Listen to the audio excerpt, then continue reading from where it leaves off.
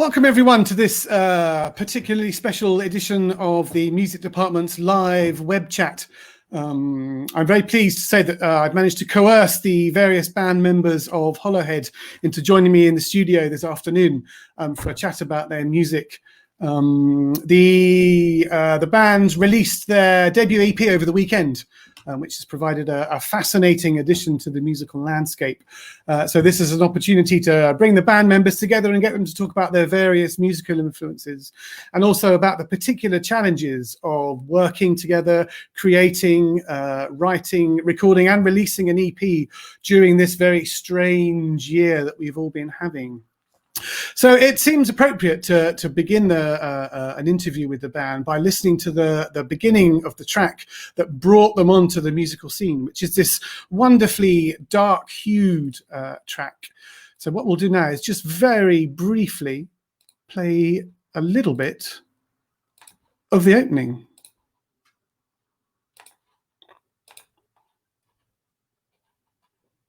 Ignore the circus leader standing by. Maybe we can try. Ignore the circus leader standing by.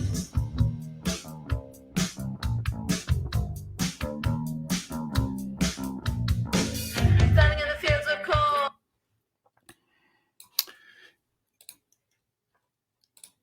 And what I'll do as well is just play you. This was what first got me hooked into this EP, about having the idea to talk to the band, was the way that their very first track began. So let's have a very brief listen to the very, very beginning.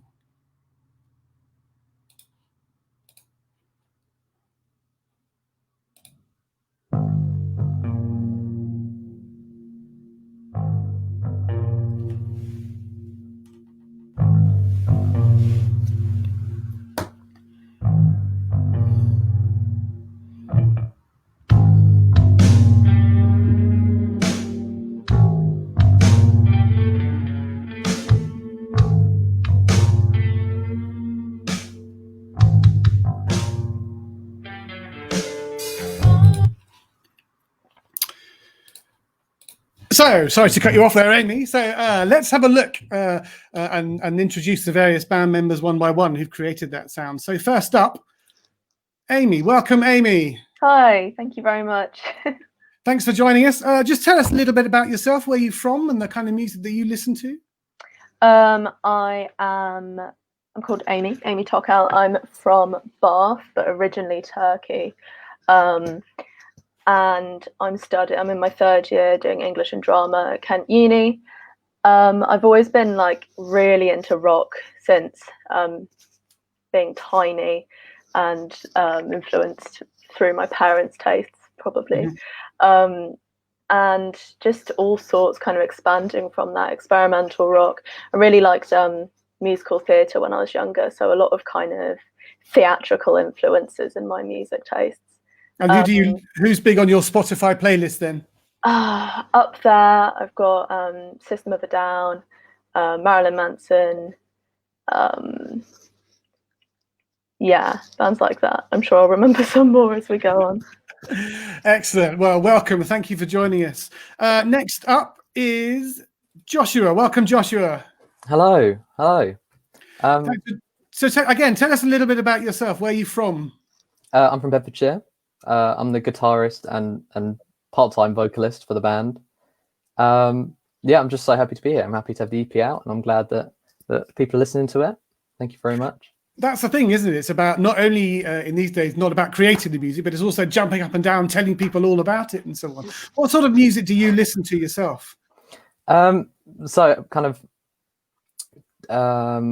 what's it called? Like stoner rock. I quite like that, like Queens of the Stone Age. I know since joining the band, my tastes have gone everywhere. Kind of inspirations from Craig and Amy. It's all over the place now. But I think if I had to pick one band, it'd be Queens of the Stone Age. So actually, part of being in the band is sharing musical influence with you, or in fact, brainwashing you into listening to what they like. Yeah, definitely indoctrination. Excellent. Oh, good. There's another name for another band later on. And the final band member is Craig. Welcome, Craig. Hello, I am Craig. I am the bassist, sometimes vocalist. sometimes other things as well. We'll try and mix it up a bit. I'm from Whitstable, so I'm the local boy, and I'm very into like punky, noisy stuff, all the way to the other end of the spectrum, like your Nick Drake's, your acoustic quiet things. Anything experimental basically gets me going. And that's quite interesting to hear, given how sort of darkly driven the band's EP is. You know, someone as lyrical and as melodically inventive as Nick Drake. Do you find sort of, is it possible to discern elements of some of those in what you're producing at the moment? I feel like it's getting there. There's certainly little elements of it here and there in the EP, but I think that's more prevalent in the songs we're currently writing. And in fact, that's one of the things to talk about. Is obviously we've we've been through the various kind of lockdown systems and various kind of different tiers and so on. So there's been a lot of means in which creative work and creative artists have found what they're doing has been really interrupted and hampered and almost ground to a halt. And one of the things that fascinated me was the fact that you'd actually taken this situation and used it as an opportunity to create something and put something out there, rather than just simply stopping and saying, right, we can't do anything, so we won't do anything, as a lot of businesses, a lot of industry, and a lot of creative types are. You've actually taken this as an opportunity to say, no, we are going to keep working, and we are in fact going to release something. So how did you find that, Amy, in particular? How did you find working under all that pressure in such different ways at the same time as putting together your EP? Well, I think firstly, like, it wasn't really a question of do we keep doing music or do we not. I never remember having that conversation. It just kind of was like, okay, so we were going to record, so now this is the time to do it. And yeah, it was certainly tricky, kind of having to do everything separately, and you don't have the same kind of support from your band members actually being in the room with you while you're recording. So it's a fairly lonely and frustrating experience. But no, it was really good. I think like drummers all over the internet were like, if you're drumming this, you have no excuse now. This is the best time. This is the only time you're going to get to like really knuckle down, get some practice, get recording in any way you can. So did you find that as band members you were all recording and sharing audio files and then playing and recording over the top of that and sending it back? Was there a lot of batting back and forth of media files? We did a lot, didn't we? There was some problem solving early on as well, because it's hard to get the same energy as a live performance when you're recording, when you're all in separate rooms, in separate houses. So a lot of back and forth with the files. And did you find there was a particular way, did having to work in this very different way force you into exploring other creative ways of working that you actually stumbled across and found worked that you might not have considered because you didn't have to work in this very strange way? I think one thing we discovered was how fun it is to fully record a song 3 or 4 times. So I think from start to finish, we recorded final song.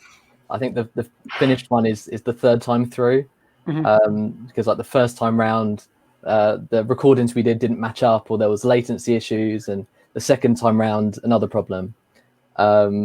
But that's definitely given us the determination to get the EP out. But yeah, no, it's just nice to have that extra time to really think about what we're doing. And although we're laughing at it, the time taken to actually record a couple of times gave us more opportunity to better ourselves. Yeah, and the kind of creative freedom to experiment a bit with what you were doing versus like what you now have time to try out, I guess. Were you like everyone else, where you tried to play live together or over the internet when March hit, and you just discovered it was a complete disaster and latency defeated any attempt to actually be playing together live at the same time?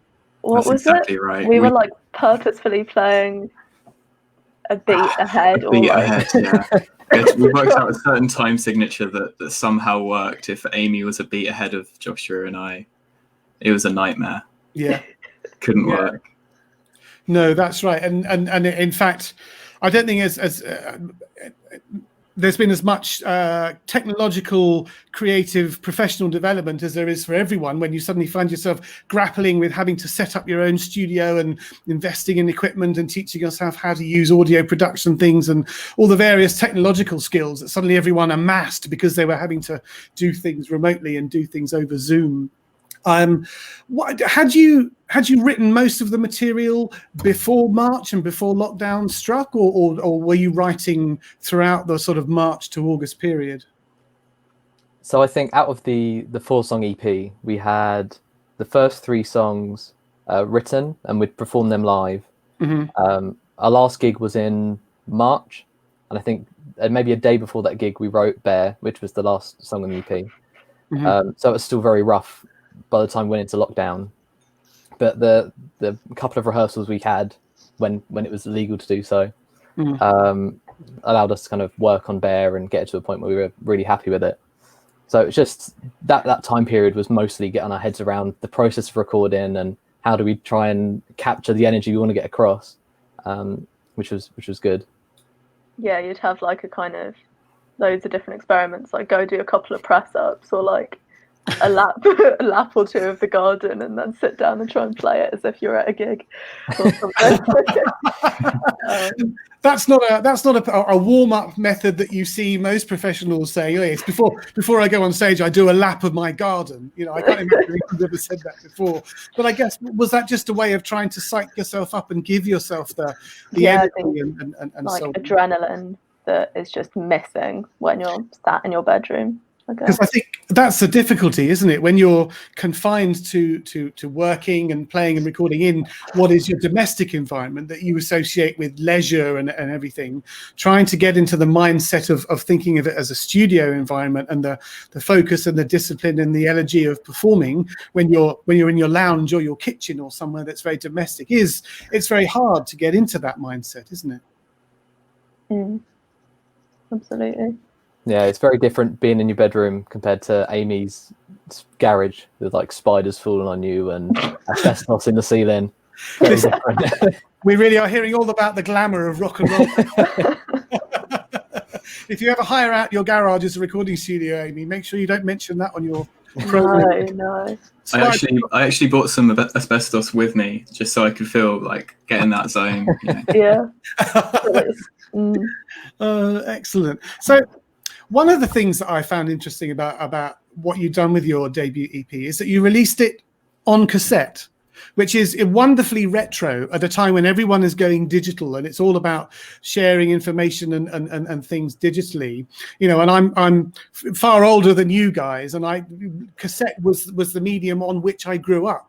You know, every Saturday going down to the local library in Sussex and taking home fistfuls of cassettes to listen to. Cassette was the thing that music brought music into the home, and now we're in the digital age. You've decided to return to that as a medium. What prompted that decision then? So however long I've known Craig, kind of we've both had tape decks and little mini Walkman.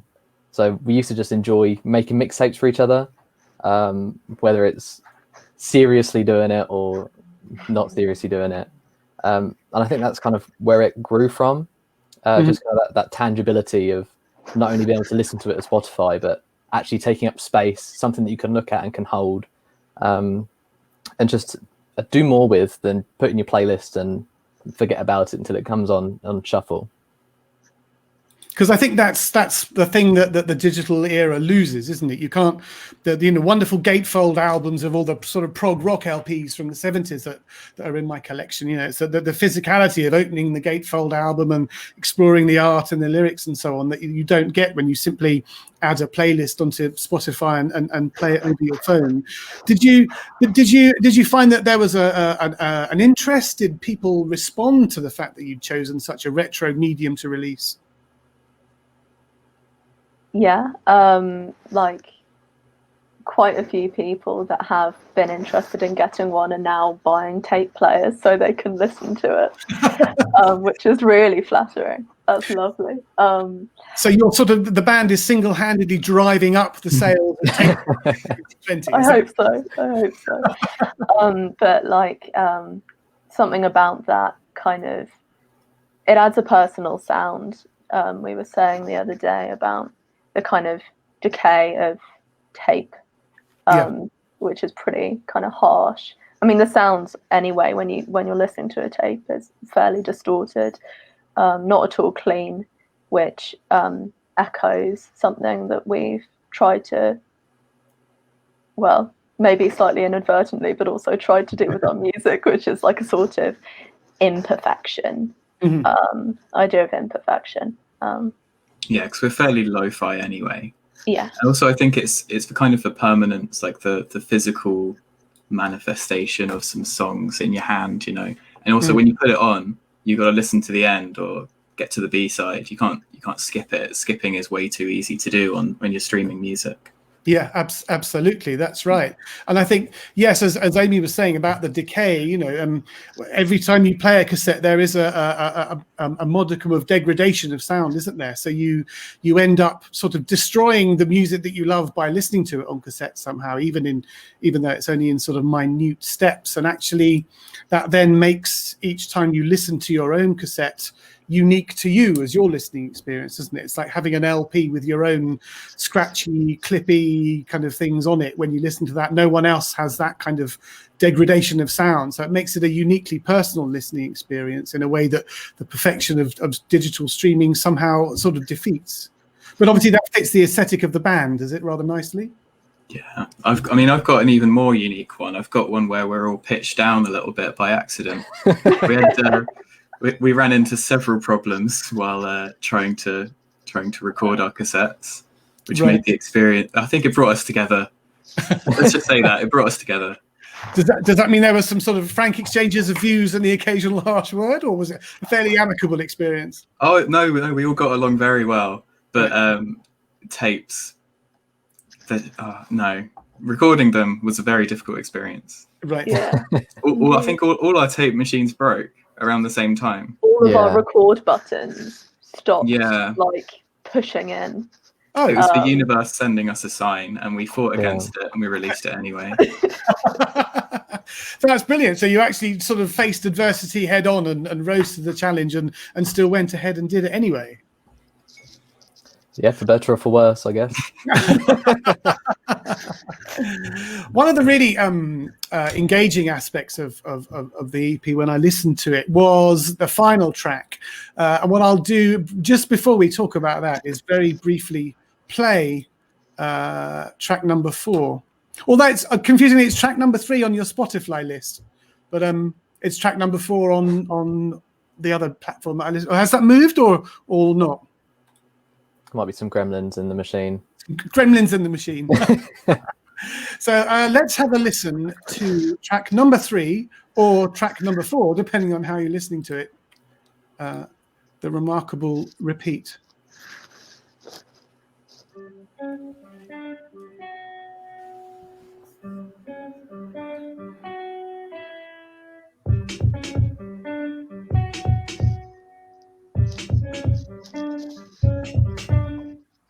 So I'll say now, I should not have done, and let that repeat, let it be and repeat.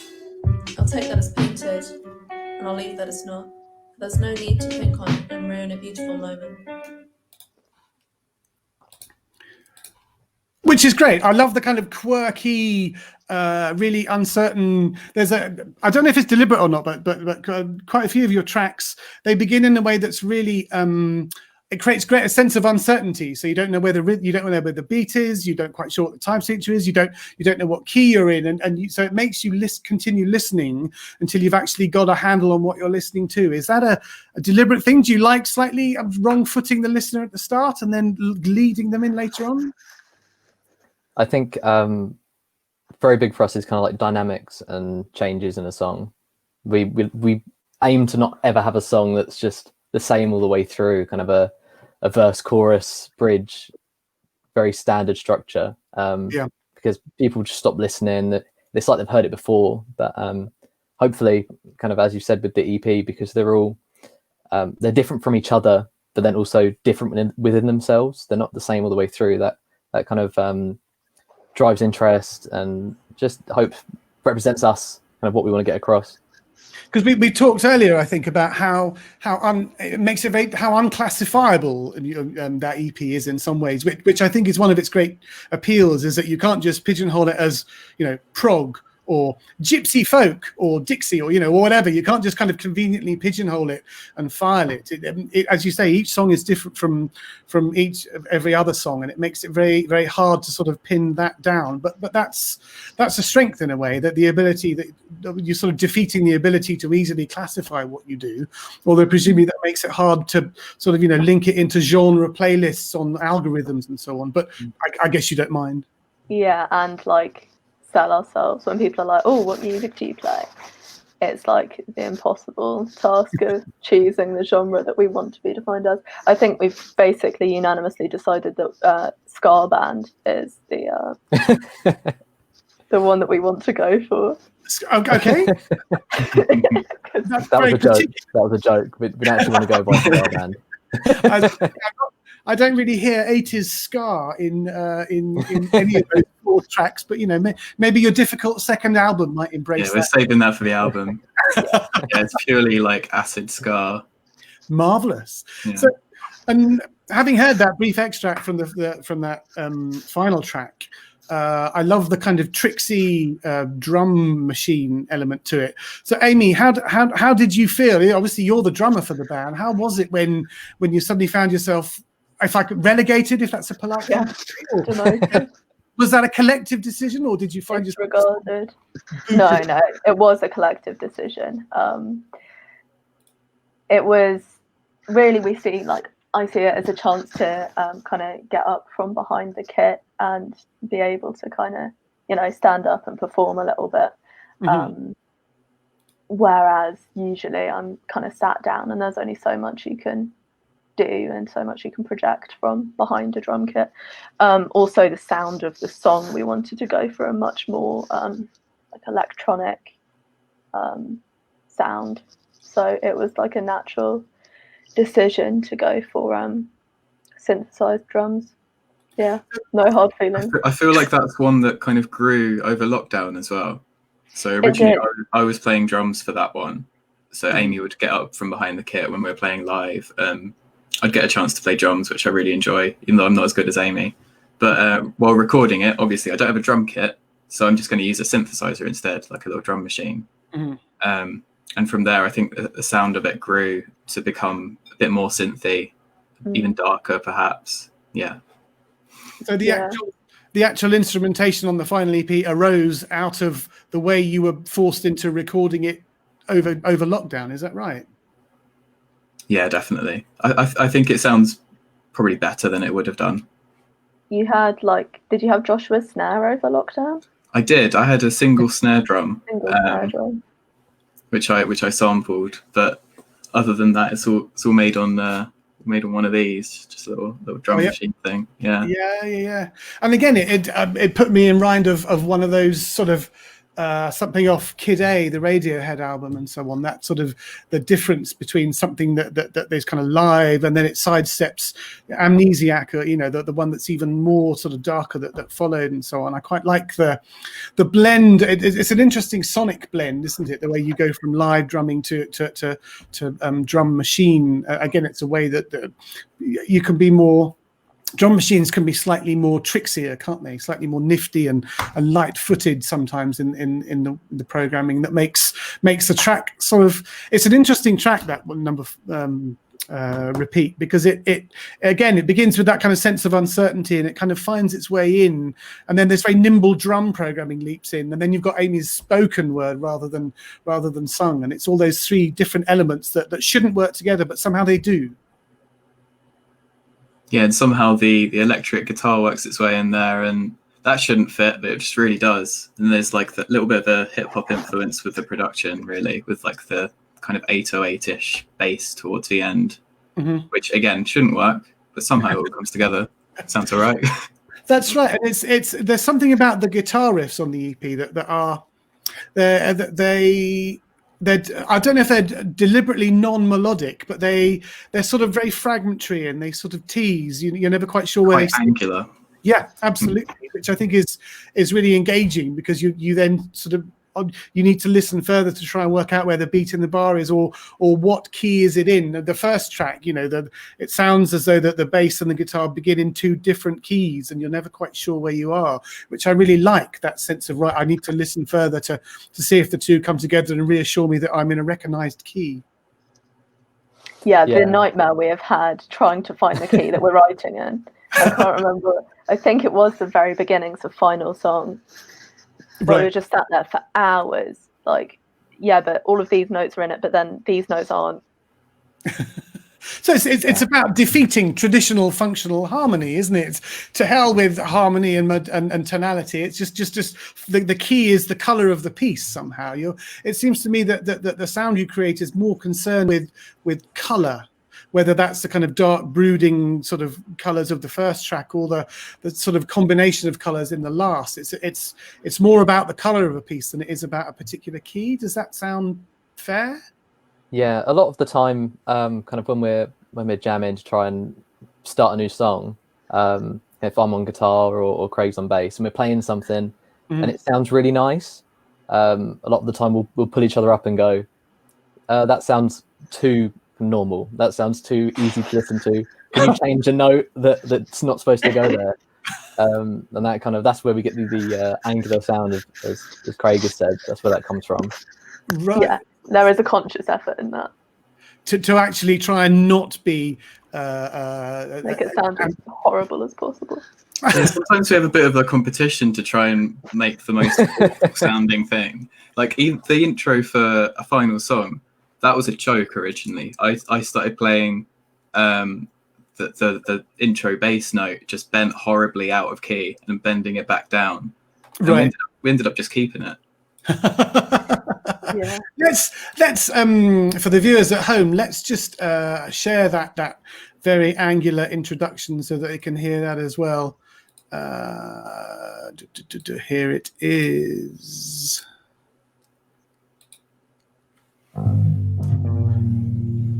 I love that wobble.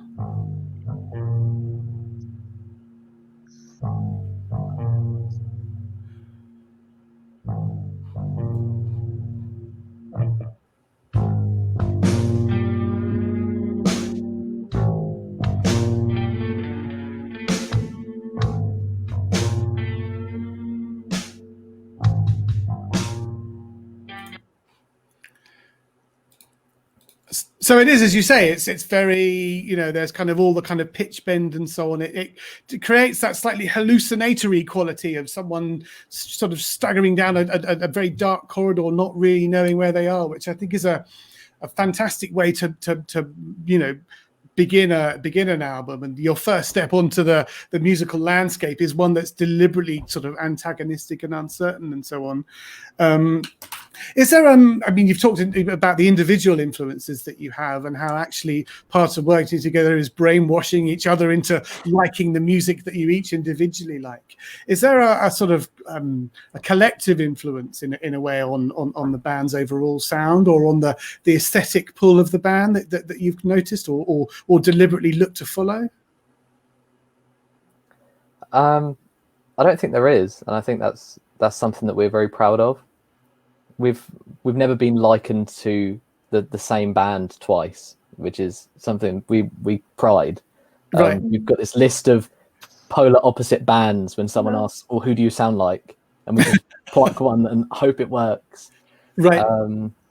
But yeah, kind of there are some larger influences, like the spoken word. I think it's very interesting. It's very like Slint-esque with that kind of horrible guitar. Obviously, the slow kind of stoner rock, but then the harsher drums. I think it's just all over the place. Which is part of its charm, really. I hear elements of, having mentioned Radiohead before, but there's sort of there's elements of The Cure. I think that kind of dark, sort of moody sound and so on that hangs over the album. I think very, very reminiscent of The Cure album that's got Lullaby on it, Disintegration. Yeah. And so on, all that kind of thing. So what What's next for the band then? Obviously, Amy and Joshua, you're here until in some form, or you know, whatever one can, until sort of June, July graduation. Craig, you're based here in Whitstable anyway. What's the future for the band? What's next? Oh, we've got 2 songs we're working on at the minute. I think they're going to be singles. Yeah. They're going to be singles. Yeah. You're looking at the other members of the band waiting for it. Yeah. And are those songs that you've again been creating and batting media files back and forth during lockdown and tier 2 and tier 3 and so on? We have one of them was probably one of the first songs we did. We just haven't recorded it yet. And the other one was, I think, written over lockdown. Right. Completely written over lockdown. So But sending then lyrics and chords back and forth. took advantage of that, like whatever it was, 3-week gap or something, where we could be together. Yep. And just really kind of worked it out, and kind of came to a sound that we really liked and grew into. Yeah, I'm looking forward to getting back on the file sending as much as one can.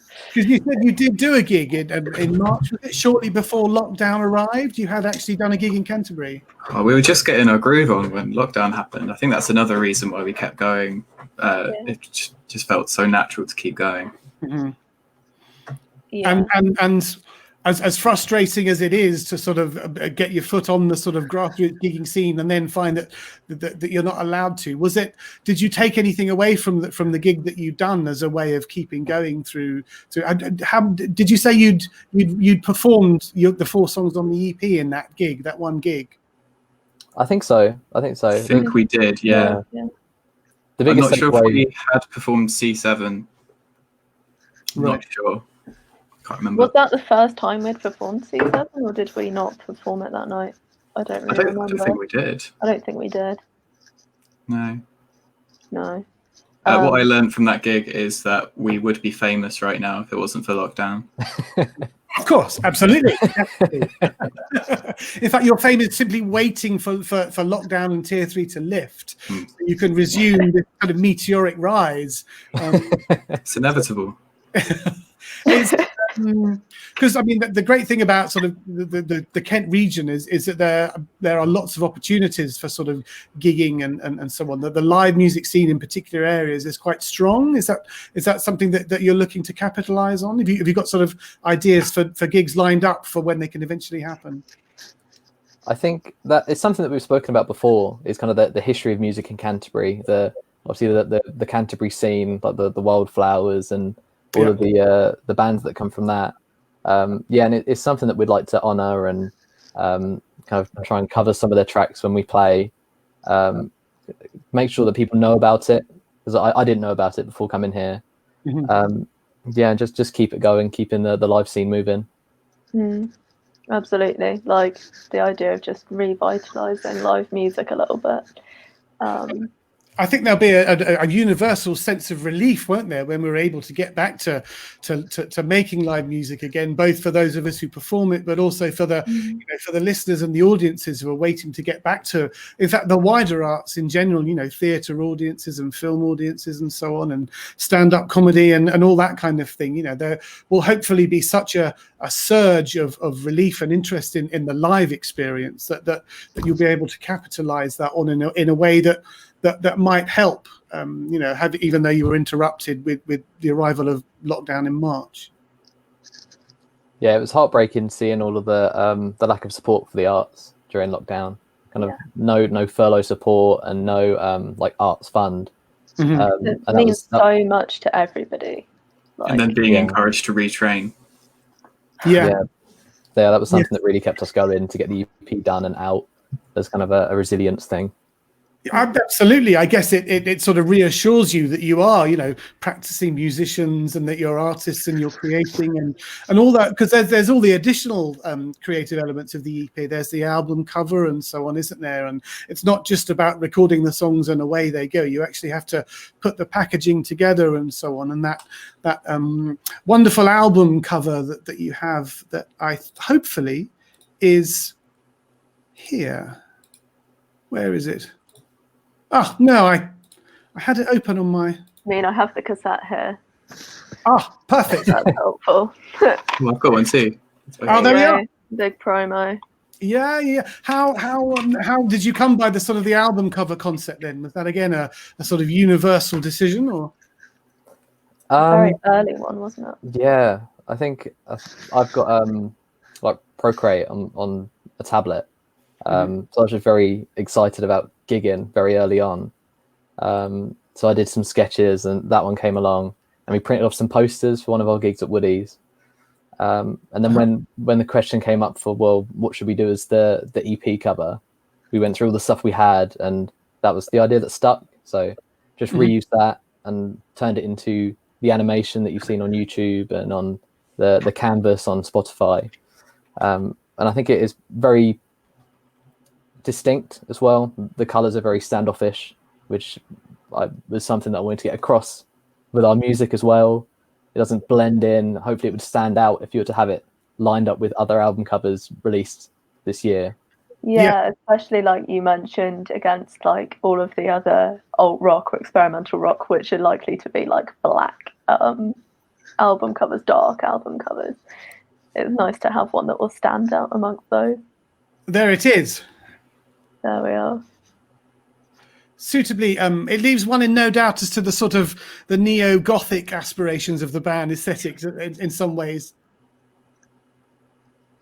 Yeah, I think it's interesting. I think it's it definitely shows the HollowHead bit with his head open. That's the furthest my certainly is hollow. No, it's great. It's very striking, and I think it's very memorable once seen it. But with the color scheme and so on, and the actual image itself, it is very memorable. Which of course is something that you're looking for in marketing when you're, as you say, finding ways of standing out against the competition. Something that's very striking and will draw the eye, or if talking about the sound world, drawing the ear in a way that makes you stand out from all the other ones and so on. Yeah. So it's good. So I think that brings us rather neatly to the conclusion. So thank you very much to Amy, to Joshua, and to Craig for joining me this afternoon. And for the viewers at home, if you haven't already, do take the opportunity to go and explore more of HollowHead's darkly appealing sound. Scrolling across the bottom of the screen is their Linktree web link, which is then the diaspora from which you can go and visit all their other sound streaming and so on. So my thanks to the band members for joining us. Do keep an eye on HollowHead, as I'm sure that, as Craig predicted, this is the beginning of their meteoric rise to fame once lockdown lifts, and hopefully we can enjoy the anticipation of going to hear their music live. So that's it from me. Thanks very much to the band, and thank you to everyone at home for watching.